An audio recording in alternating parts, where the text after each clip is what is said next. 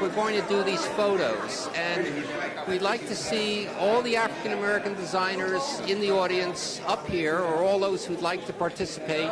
We want to think about it this like I think this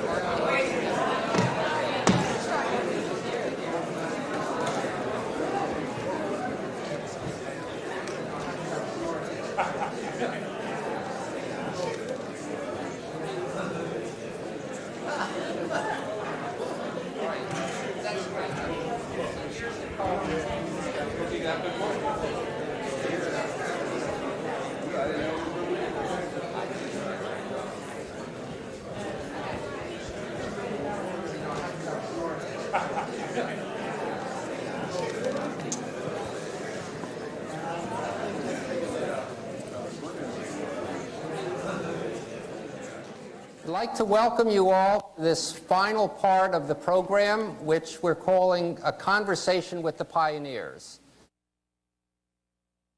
All of these gentlemen sitting here were really not absolutely the first generation, but they came into the field when it was difficult, if not impossible, for African Americans to work in the design field. I think every person on this stage faced obstacles that maybe a lot of young people might not face today. They had to struggle through a lot of difficulties, and every one of them triumphed in an absolutely magnificent way. First, I'd like to tell you about Vince Cullors, who's sitting on my left. In 1956, he founded Vince Cullors Advertising, the first black-owned full-service advertising agency in the United States. The agency pioneered in targeted marketing to the black consumer. In the late 1960s, it gained prominence with its innovative ads for Ken cigarettes and Afro Sheen. Past and current clients include Sears Roebuck, Lorillard, Amoco, Pizza Hut, Coors Brewing Company, the U.S. Treasury Department, and the Chicago White Sox.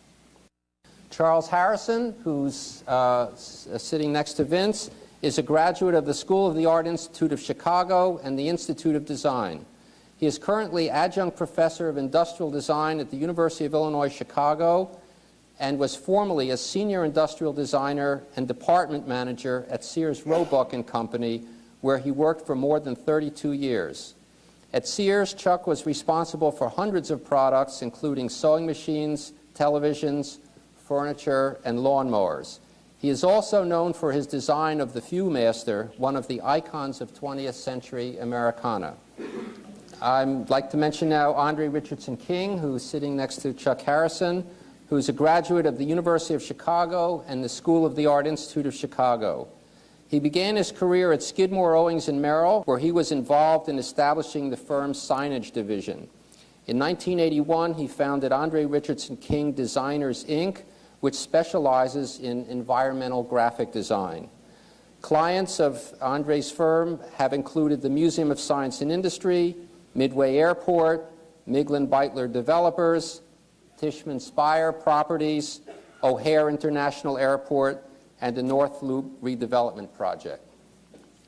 Gene Winslow was a graduate of the Institute of Design in Chicago. He worked for a number of design firms here. He had his own firm at several different occasions, and he then became a vice president and one of the founders of Afro-Am Publishing Company, where he spent a number of years producing extraordinary visual materials. He worked also for the Supreme Life Insurance Company doing calendars and for a number of other clients.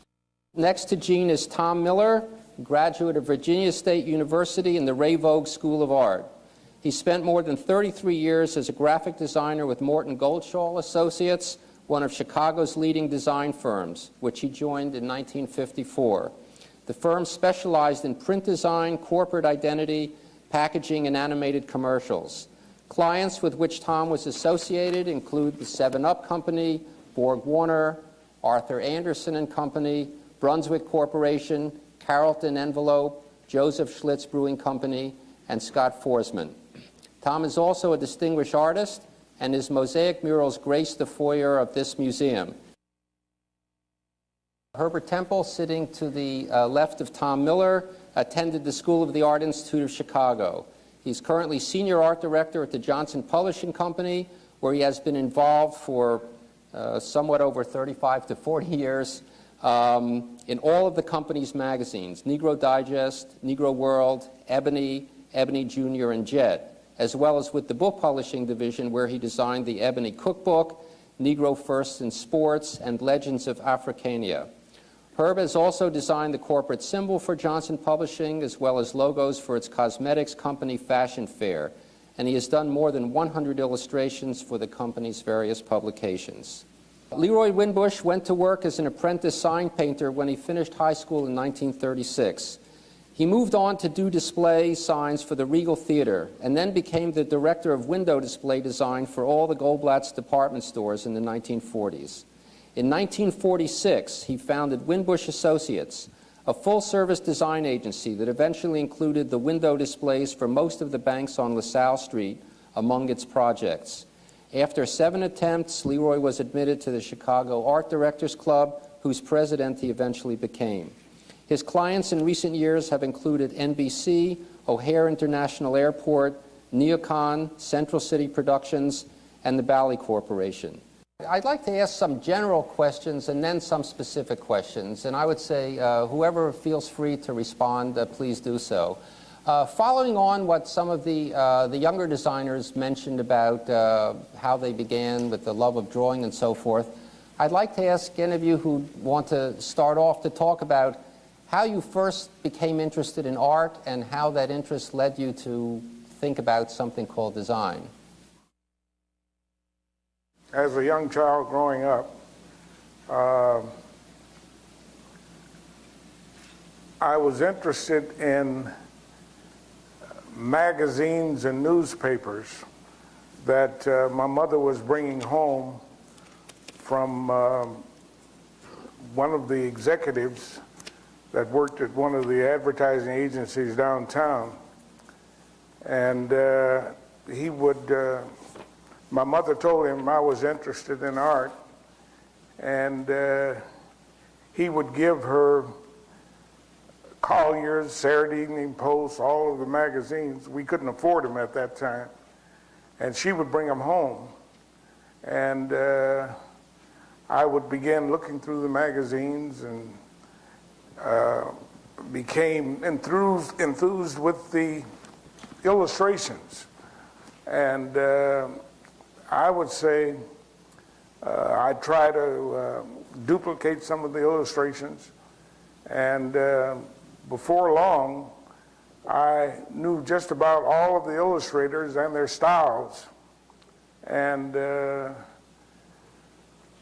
I guess I got interested in trying to be an illustrator, and eventually that's what I wanted to do.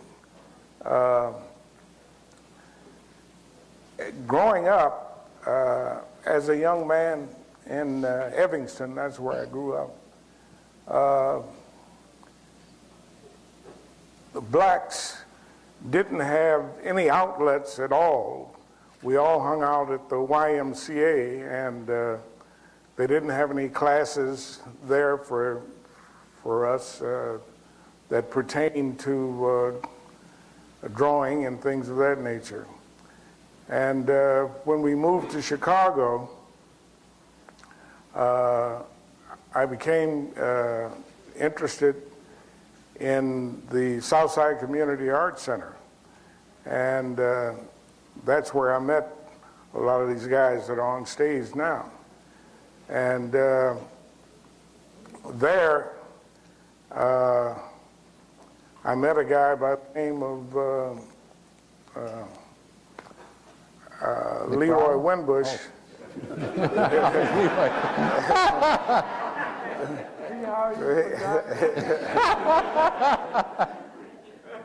With Bill McBride, and these two men were instrumental in me, I think, developing my talent.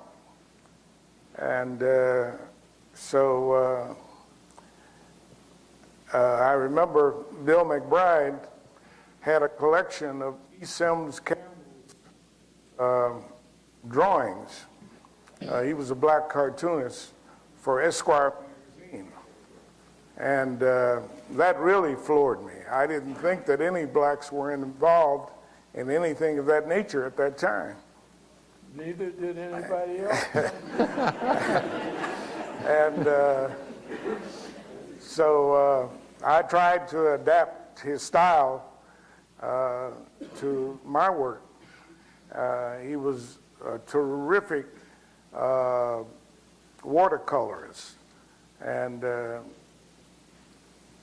if any of you remember, there might be some older people here in the audience, that he was very famous for his harem scenes with beautiful ladies and the big fat harem guy.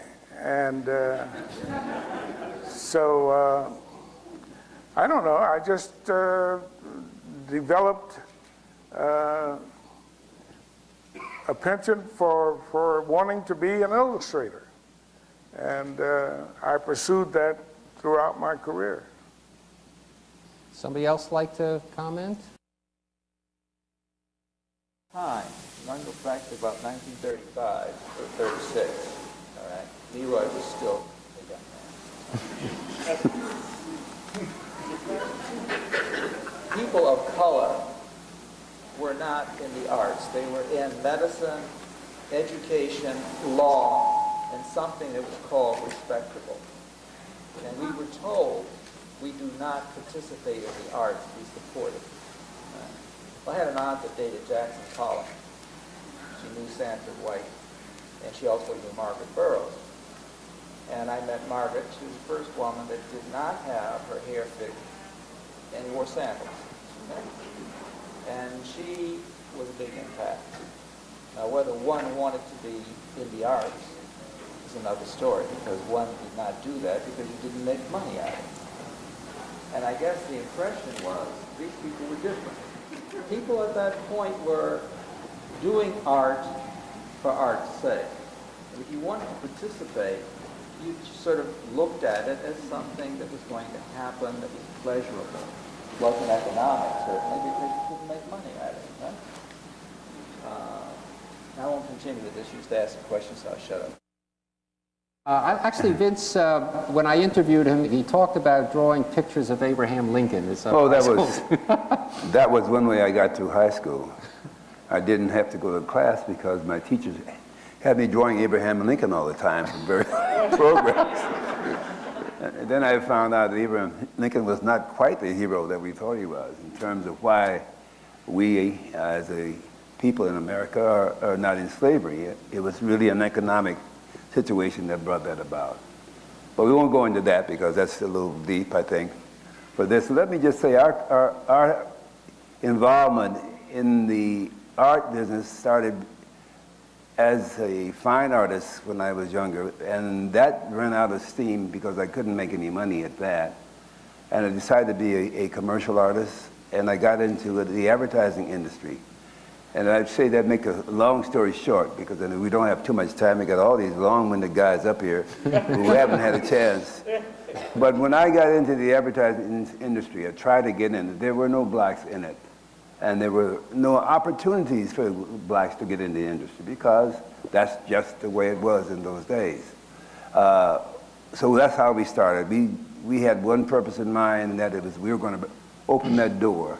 Well, maybe to follow along with the opening the door, I could ask Tom Miller to talk about what it was like when he was at the Ray Vogue School and the expectations he had that weren't met, and then how he made his way to get to his to Goldschall.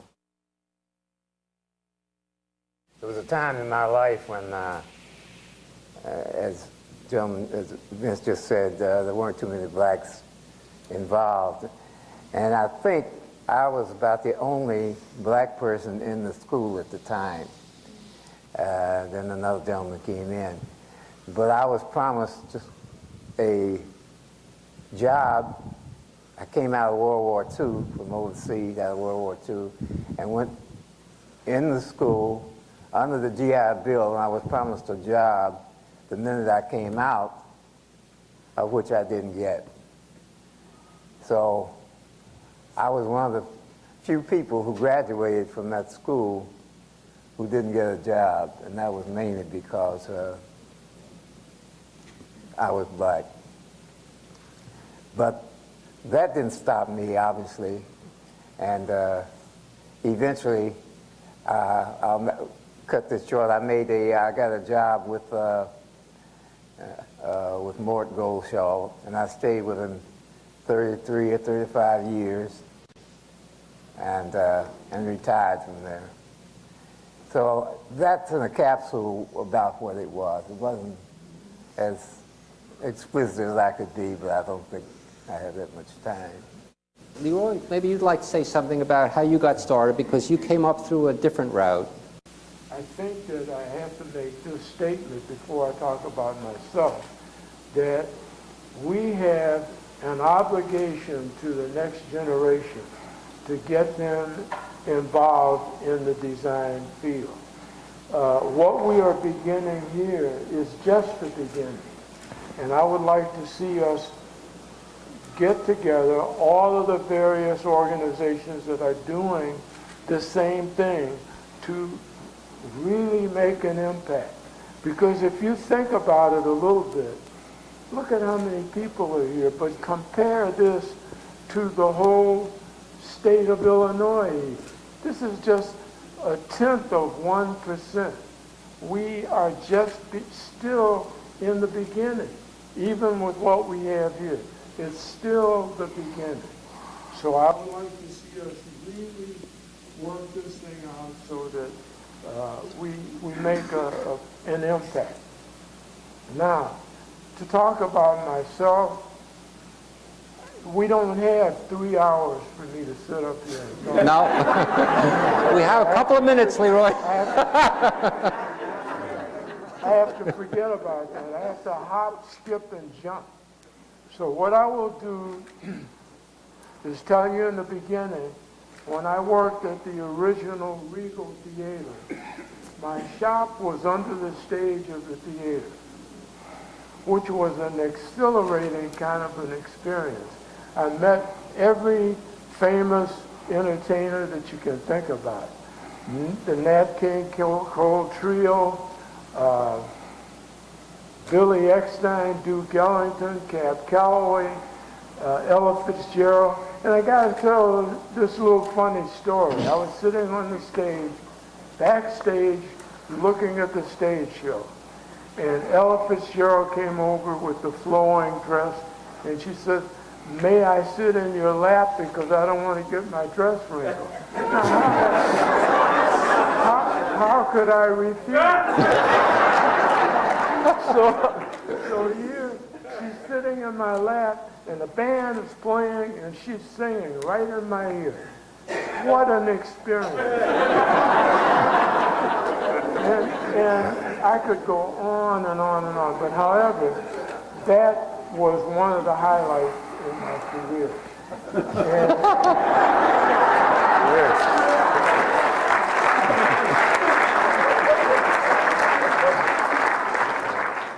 And as I said before, I've had many other experiences like that, or similar.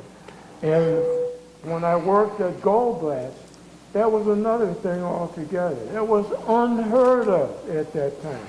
I'm talking about, I have a picture of myself at my desk, and I looked at it real close, and the calendar over my head says 1942. That was the date that's on the calendar. So I had the opportunity to do a lot of things that we are attempting to do right here. And I have had what I would consider a very colorful career, and I'm still in it. I'm still operating and still learning and still making progress in this field. But I want to see us get a real force together and do what I said, make an impact. Well, we'll try, Leroy. Gene Winslow went to the Institute of Design, which just before he went and when he went, it was one of the most exciting schools in the country in terms of new ideas in terms of form and so forth. And Gene did some really amazing work there and had some amazing experiences. I wonder if you'd like to say a word or two about that. Although I lived in Chicago and was almost like neighbors of the Institute of Design, I actually heard of it when I went to visit my brother in Mexico, who was an artist, painter. And his friends said, "You live in Chicago and you don't know about the Institute of Design?" So when I returned to Mexico, I contacted the Institute of Design, and my concept of art broadened from that point on. I never thought of art again as painting pictures or a canvas or anything like that. I saw design and the avenues for design in every aspect of our life. And that's pretty much the way I've followed my art and design talents. I've been a cartoonist, I've been an artist, an illustrator, I've painted pictures, I've done mechanical design, mechanical illustration for an inventor named Stokes, who some of you may know. But I owe my whole awakening to the concept of art to the Bauhaus, which was started over in Germany by Gregor Kepisch and Moholy Nagy. And they gave to my small concept of art a breadth and depth which I have not been able to plumb to its extent even to this day. Just to get a comparison, I'll ask Chuck Harrison to talk about his time at the School of the Art Institute and the mentors you found there. Well, I got into the Art Institute sort of by default, but I was happy to get there. I first of all didn't get into art in this whole area like most of the other people here who got in very young and with someone in the family who kind of was able to coach them along. I got in under desperation. I was in college, in my first year of college at 16 years old. Shouldn't have been there, but I was. And I was flunking out. I had an economics major, and I had been put on probation. And my next thing was to be sent back home, but I tried art, and it worked. So I stayed.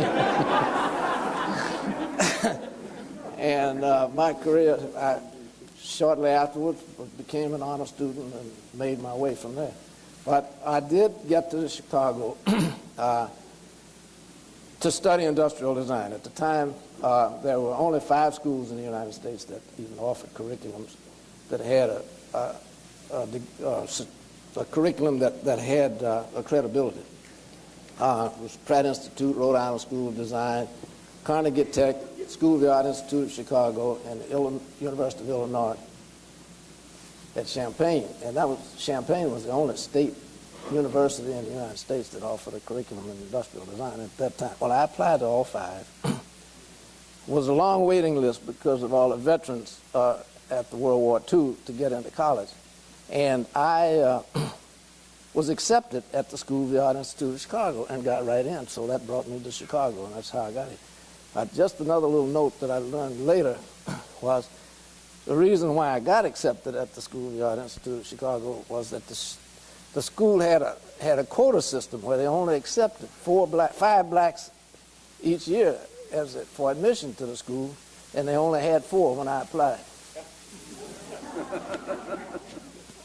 So, is that enough? Oh, okay. Well, my training at the Art Institute was very rich and very rewarding. And while I did go on later to the Institute of Design in the same school where Mr. Winslow was, I think most of my fundamental training I picked up at the School of the Art Institute was a little more practically oriented, I suppose, to a pipeline to employment than ID was. And I benefited greatly from both schools. I think I got more practical fundamentals at the Art Institute because most of the instructors there were practicing designers who had studios or businesses, independent businesses, who only taught at the Art Institute part-time. At IIT, those were very rich philosophers and people who were very much involved in the education process and that scope of design that developed under the philosophy of the Bauhaus.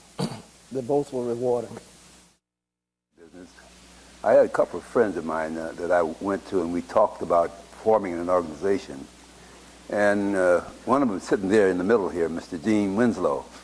And we had an organization called Colors, Jones, and Winslow. And our office was in a garage station.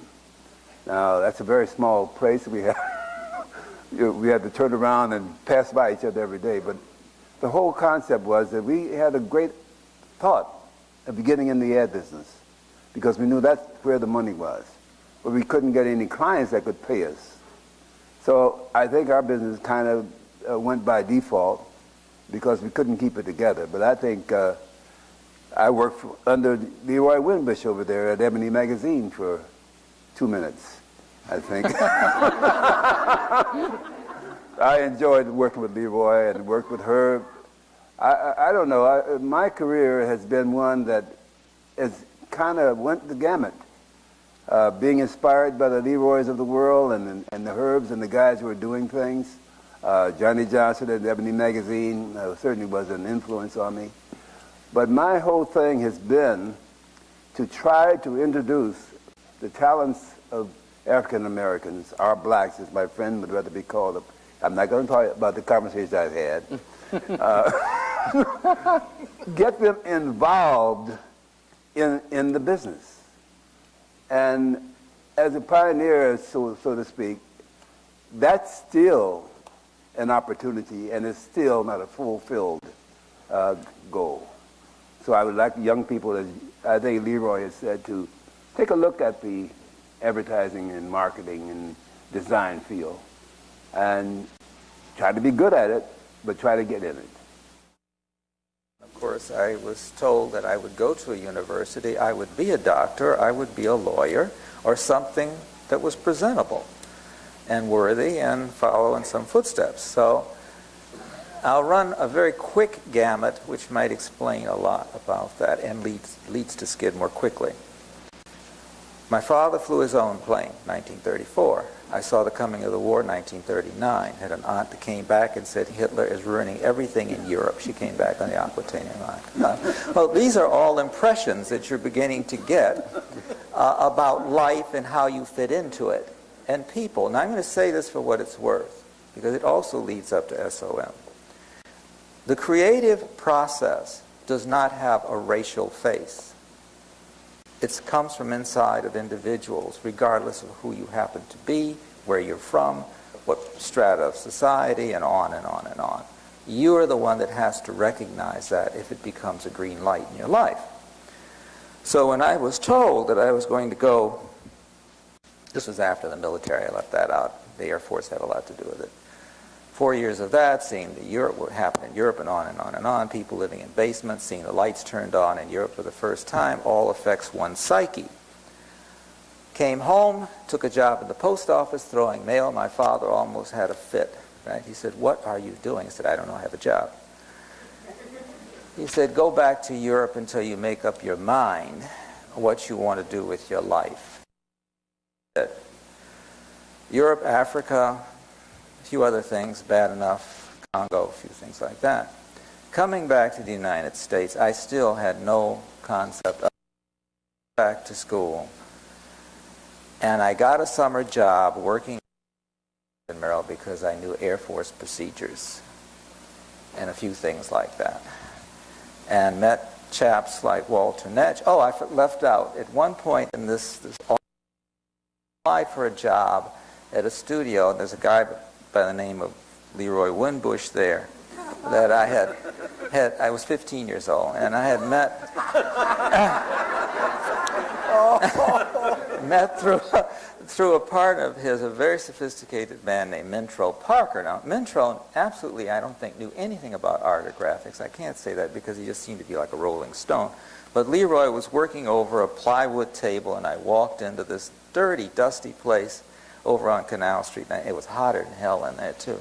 And I said, I want to work here? Well, he didn't give me the job. He looked at me, maybe I was dressed wrong or my attitude or something. So I didn't see him again until I met my wife, right, on South America. We were on a ship of fools, and she was a guest, and I was a guest, and he was one of the perpetrators of the whole thing.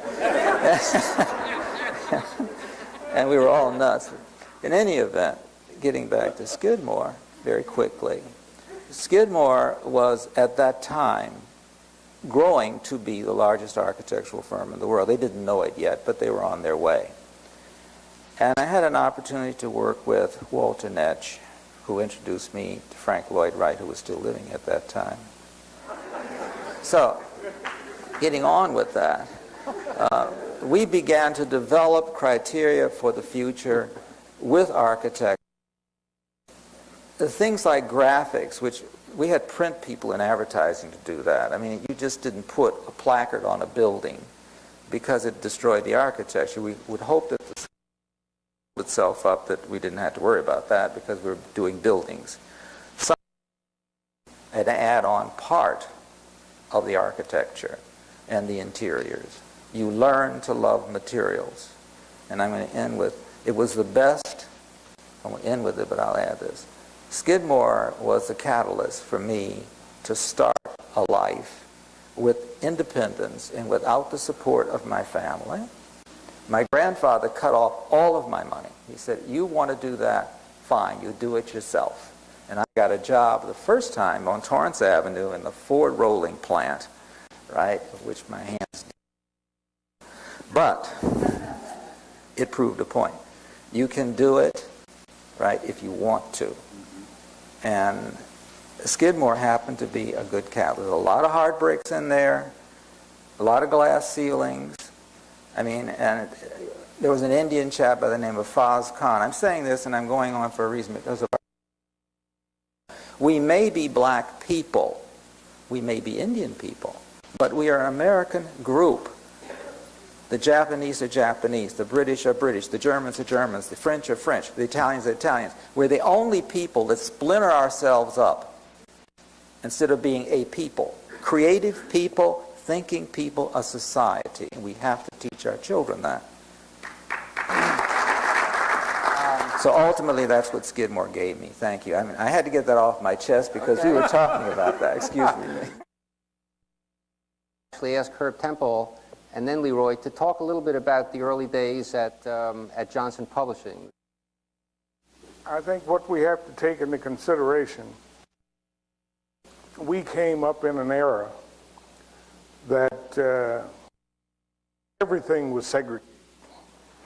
And living in the black community, as we did at that time, you had no contact at all. I remember walking down Michigan Avenue, and you very seldom saw any blacks on Michigan Avenue. All the blacks were on Wabash and State.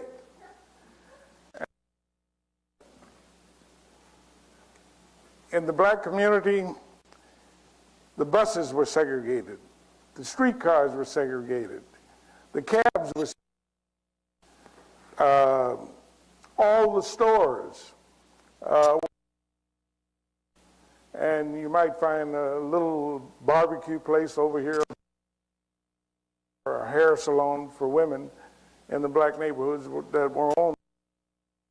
Everything was controlled by whites.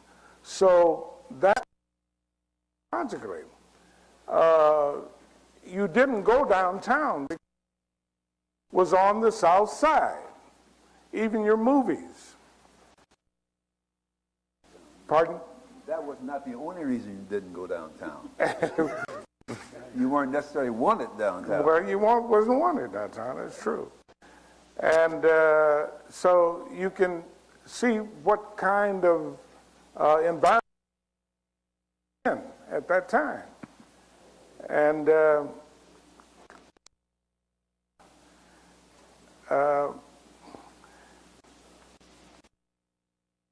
it was quite an experience for me.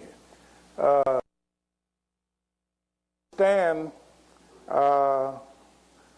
the difference. And in the Army, your officers were white. And until I returned from Australia, I think it was Truman that passed the law that integrated. And but you still struggled with this feeling of not being a part of everything that was happening. And so when I came back from the service,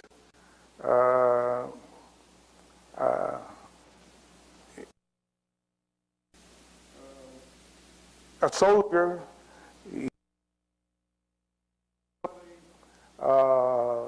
still a child. So I remember telling my mother that I've got to have a job. I'm back.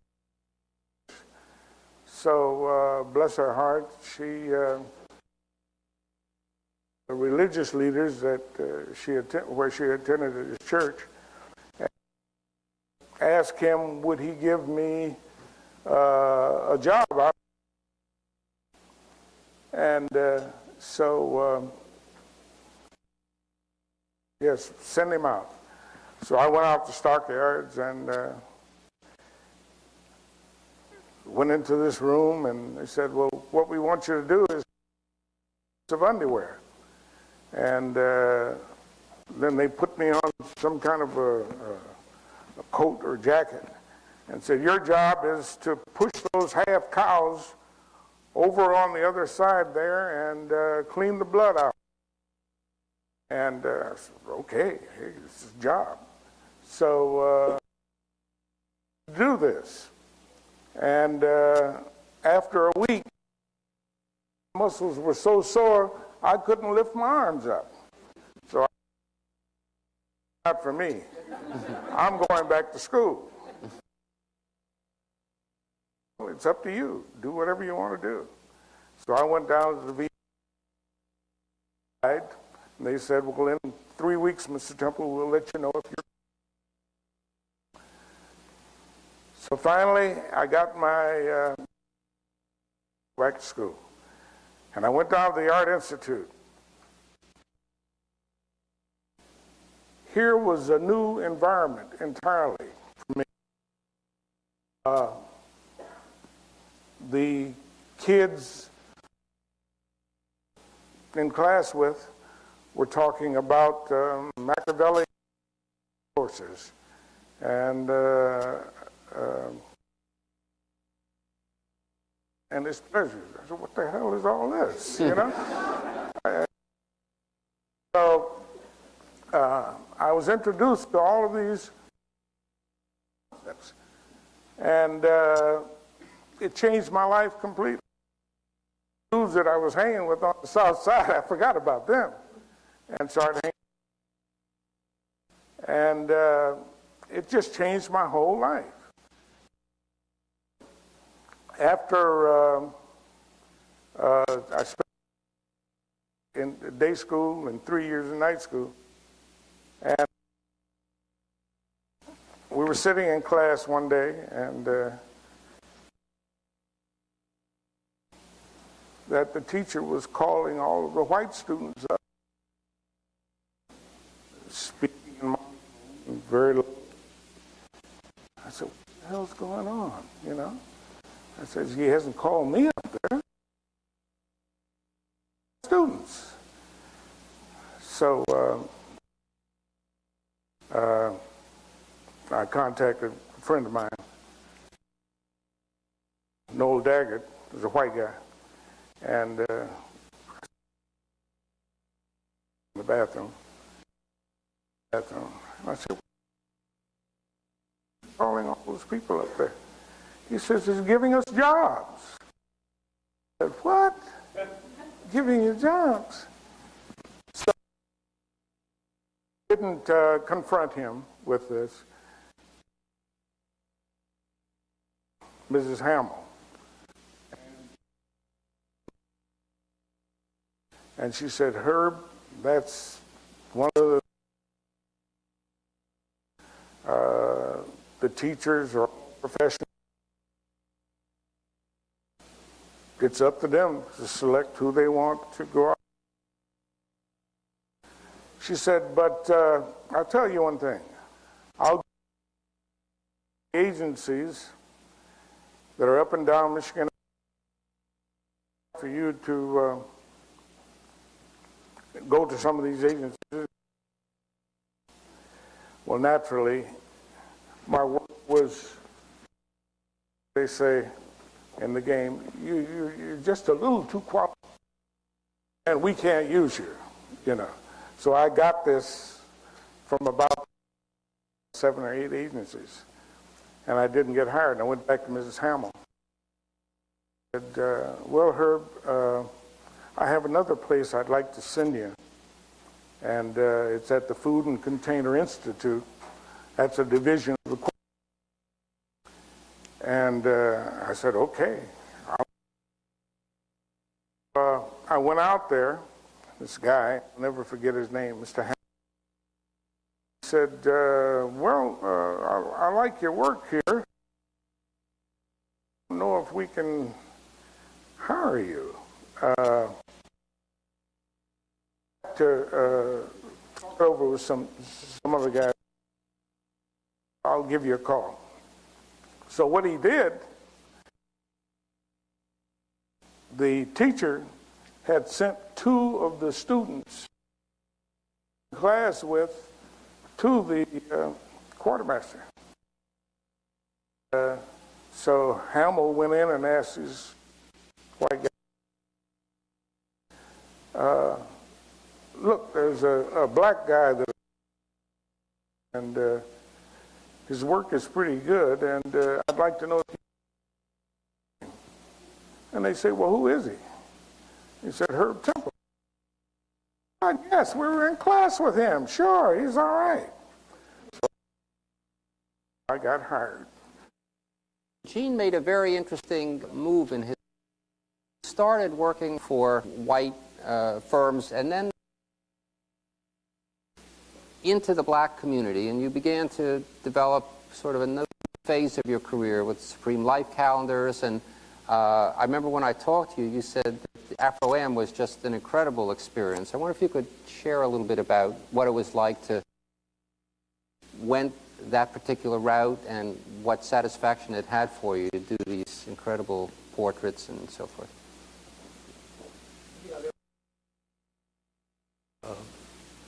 Young black artists, whether it was commercial, fine, and I could find no opens in either area. Sort of create an area. One of the blacks, as L-A-C-K, I saw was in the educational field, and so I started a series of black portraits of well-known blacks in the past, and I sold them to the school system. At present, there are at least 25 of blacks in 10 different areas. Made those and sold them as part of art. Some of these pictures can be seen in the schools today. They're about 11 by 14 and they're 2-color. And down in the lower right to this day, the Afro is one of the few firms that created materials on blacks for blacks. And soon our portfolios, some of you may still see, were still almost every in the United States. On the basis of as a freelance designer, advertising art. And in that capacity, I connected up with Colors and a fellow by the name of Jones. And we got our experience in advertising art with a little Colors, Jones, and Winslow, which lasted about as quick as we could say the name.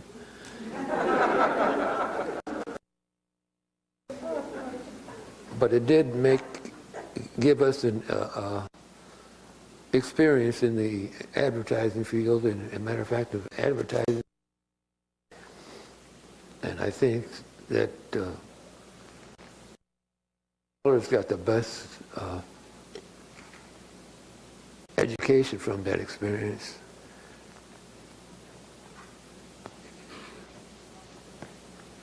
But that's about us.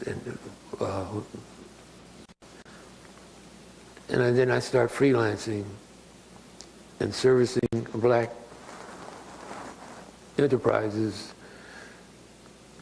barbershops, so forth, making their little cards and so forth, calling cards. And for a while I made a little living of doing that.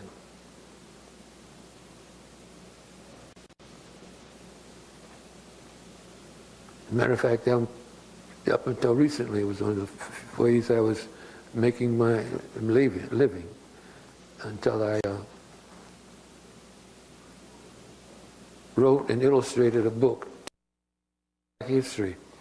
One's called Great Negroes, Past and Present, which we got accepted into most of the school systems throughout the country.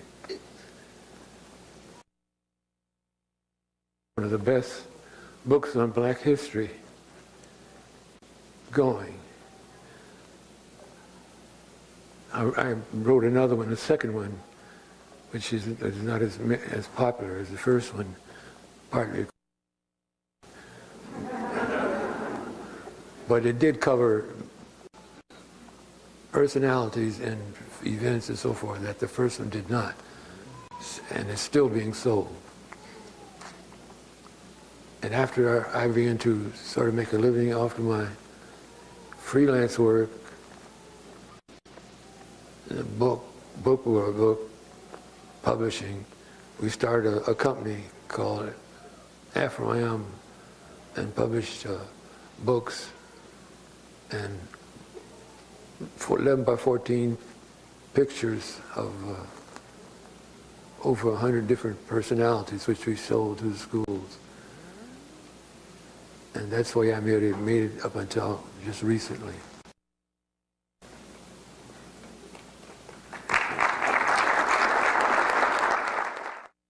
I'd like to go to Tom Miller and have Tom Miller talk a little bit about his experience at Goldschall. And you might want to say something about your work with 7-Up, which, you know, has come to some prominence. But just generally, all the different things you did there, because you worked in so many areas. I was given a lot of leeway at Goldschall, being the only black person on the board. And some of the things that went on was, for an example, the 7-Up thing, that was a result. I'll just give you an idea of how we designed and how we delved into the design aspect of the field. Those bubbles, those 7-Up cartons and cans were bubbles. And that was the design of the 7-Up at that time. It was a takeoff from bubbles, but they were just made into dots. And the same thing was prevalent with, say, Motorola. I worked on Motorola back in the 50s. And it was made up of Eliciju. Eliciju being a part of an oscillogram, went up and down like an electrocardiogram, going like that. And so what the firm did was they made the 2 points and then put 2 perfect ovals underneath. And that's what you have for your Motorola trademark right now. And I was just giving you a rough idea as to how some of the things were designed, like International Minerals and Chemicals. It's a big 3-leaf clover, and inside of the clover, well, I won't go into that one because that was quite a long ways to explain. But a lot of the things were I could go through. You know, there's been so many years ago, but I do know that we had to use every analytical part of design, and we used a lot of the Bauhaus. If you work in a major corporation in America today, or at any point, there's so much going on there at all levels. And truthfully, I never really understood all the different rules at each level of the game. But in any case, it was very difficult for me to get in there in the first place. And in fact, the first time I approached Sears Roebuck to get employed, I was about 1956. Just to give you a little time. This is not to identify Sears as any different from any other major corporation in America, but just to tell you what the climate was like at that point across the country. I went out because I had some classmates, people that I attended school with, who were working there. Now, I had been all over Chicago, looked under every rock in town trying to find a job. I couldn't find nobody would hire me. I mean, the people would say, oh, they're hiring over so-and-so. I'd go over there and they say, oh, you know what, we just filled that job and we don't need anybody. So I was the answer to everybody's shortage problem. I'd just show up. They didn't need anybody anymore. You know, but I solved that employment problem. You know, but when I went out to Sears Roebuck, and my friend said, well, they have an opening out there. And just by coincidence or a real stroke of luck, the fellow who was managing the industrial design group at that point had a propensity or an empathy for people with difficulties. And he proceeded to try to hire me at Sears. And we started the employment process, and like it's true in bureaucracies of all large ones, there's a lot of unnecessary stuff you have to go through. And after about the second or third interview, this guy was very uncomfortable in his chair, and he said, you know, I have to tell you this, that I'm embarrassed by it. He said, but I've just learned that Sears Roebuck has an unwritten policy against hiring blacks. Now, fortunately for him, there was no law in place at that time about unfair practices in hiring. I mean, that was just America. I mean, they could tell you that. In fact, may tell you don't even come in the building, first place. But that was the state of life at that point. Well, so he did give me a freelance opportunity where I was able to work there for about a year or so, just as a freelance person, and I would do my work. Again, he'd give me an assignment, I'd do it, I'd bring it back out, deliver it to him, and I'd build a company for it, and they would pay me. Well, that went on for quite a while. And to try to cut through this and get it short, I got a job with a former instructor of mine, and went to work for him. He called, says, I'm expanding my operation. Would you consider coming to work for me? I said, I'll be there before you close. He said, no, he said tomorrow soon enough. And so I got started with him. And quite luckily from that point on, I really never had to look for another job. People would call and say, well, I saw your work. Someone said they interviewed you. Would you come over and talk to me? Or would you consider working? And so that's unbelievable, but it happened. In any case, about 5 years later, I got a call from Sears Roebuck again saying, we can hire you now. Huh? Change the policy. Yeah, they said, we can hire you now. By this time, I'm working in a firm on Michigan Avenue, right? Michigan and Wacker all come together. And I'm the straw boss there. I'm feeling pretty good. Got 2, 3 guys reporting to me. And I told them, I said, I don't need you now. I mean, I've got a good job. They said, well, why don't you come out and at least talk? And I did. Because quite honestly, I was really kind of exhausted with working in these small consultant firms. I mean, where you work all night and get a hamburger about 11:30, and maybe 5 o'clock in the morning, you may go home for an hour or two and report back for 7 o'clock, or work all weekend. And I knew there were other guys that I talked to who worked in these corporations. At 5 o'clock, they'd reach over and pull that cord out of the wall and, fold it up, put it, and go home, and everything was over. The next morning, they'd come back, take the cord out, plug it in, and work. So that's the kind of job I wanted. I wanted. You could have vacations and all that. So anyway, try to make it short. There were a lot of tough times there,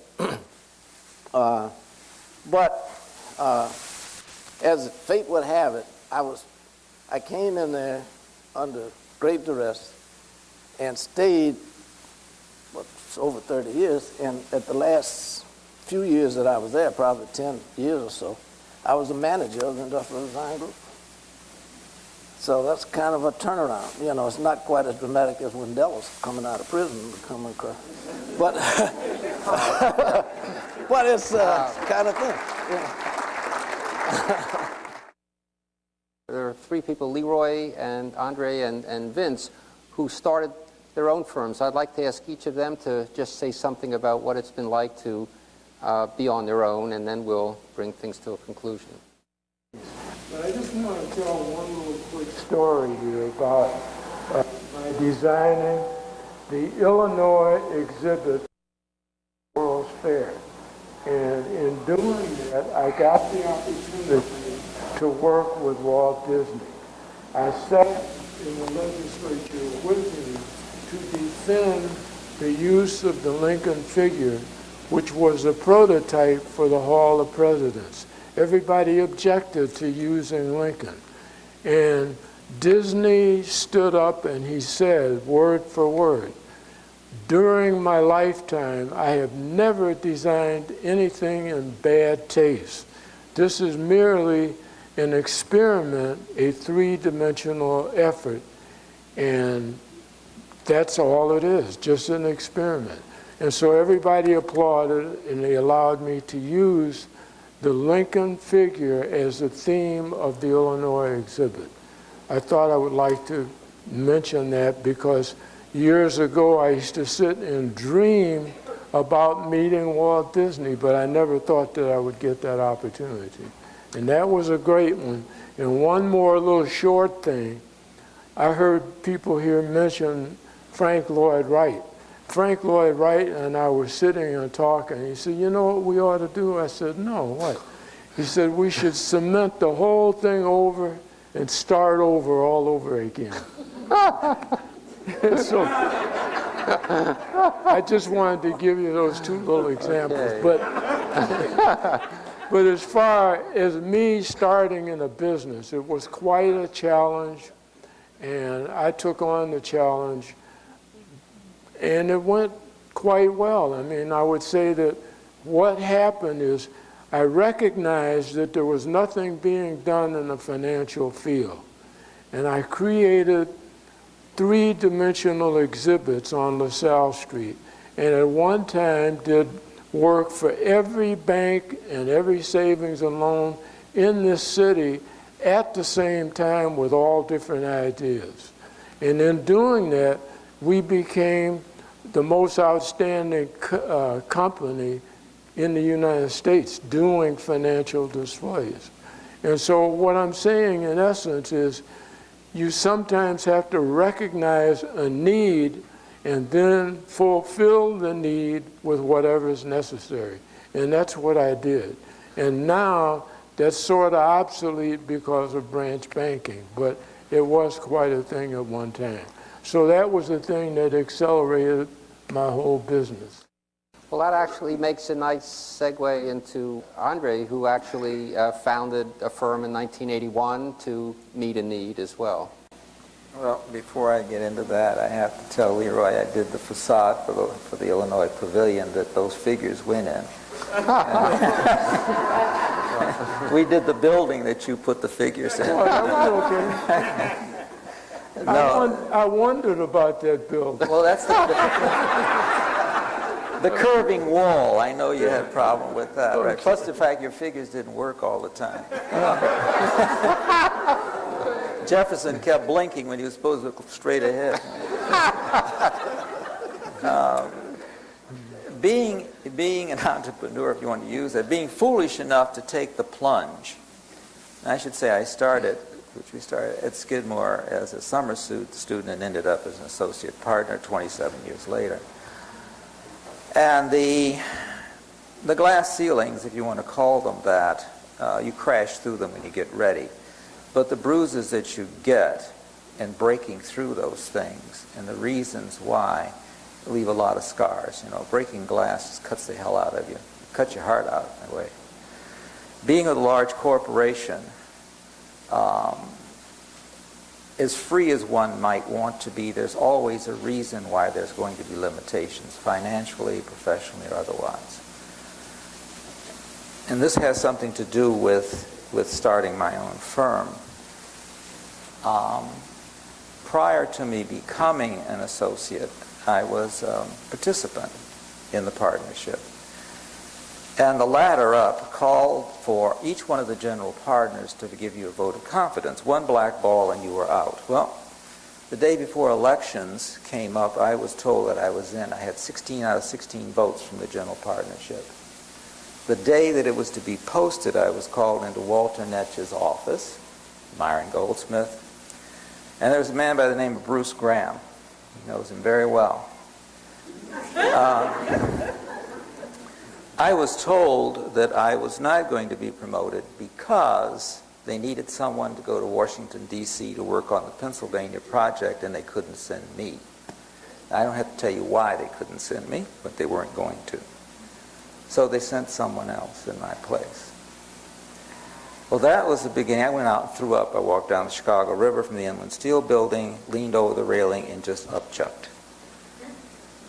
Well, shortly after that, I was elected to the partnership, and on and on and on. Well, that had already left. That was the final glass blade that kind of gets you wherever you hurt. Okay? It's Right. all about money. I don't give a damn what color you are. If you bring home the bread, they're going to listen. Well, I walked out of the firm with 2 children in the university, a wife that did not work, a live-in maid, and 3 automobiles. Okay? Well, I'll tell you, the children thought I'd lost my mind. My wife just looked at me in stark amazement. Right? I had, at that time, no clients. I took a space and a responsibility for $100,000 on the rooftop of an old building for $7 a square foot, and decided I was going to be in business. The one client I thought I had backed out. Okay? The second one, Bennett and Conwell, a guy named Marshall Bennett, gave me a piece of paper and he said, if you can deliver this in 1 sheet, tell me how much you want, you've got the job. And that's how ARK was born, right? I never borrowed a dime from anybody. Anybody, right? My children got put through school and all the rest of it, and it wasn't easy. You know, it's a whole lot of heartbreaks along the way. They're going to kill you. These guys out here, you know, Victor alluded to it a little while ago. We develop in different ways. I'm still working, although my daughter is now the president of our firm. I retired basically from that and act as a consultant. I work for her. But we are involved in development financing programs for projects for the city and private industry. We're presently looking into decent middle-income properties on the south side of Chicago. All right, now there's a lot of interest. The south side of Chicago is the hottest property in this city right now. And developers are coming in as fast as the sharks can get in the tank, I tell you, right? So if you guys want to really find out where it's at, you start looking outside of the inner city, because it's coming back. And it's the imagination, it's a form of art. We do what we want. We're developing. Maybe I can answer this question. I guess I started in business out of sheer frustration, perhaps anger, differently than Brother Harris over here, or Leroy, or anybody else.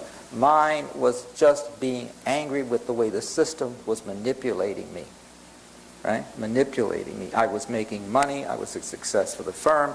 27 years in a firm, and then they send somebody else to Washington, right? I earned that spot, and I didn't get it. You're going to get the last word. If I tried to tell you my story, it would take you at least a week sitting here going over the various things that we've been in to start an advertising firm in this environment. But all I can say is I'm very proud to be sitting here with these gentlemen, some of them who I've never met, some that I've heard of, and to say one thing, that Leroy, you know, my friend there, Winslow, sitting there in the middle, I'm so proud that he could make it here and talk with us.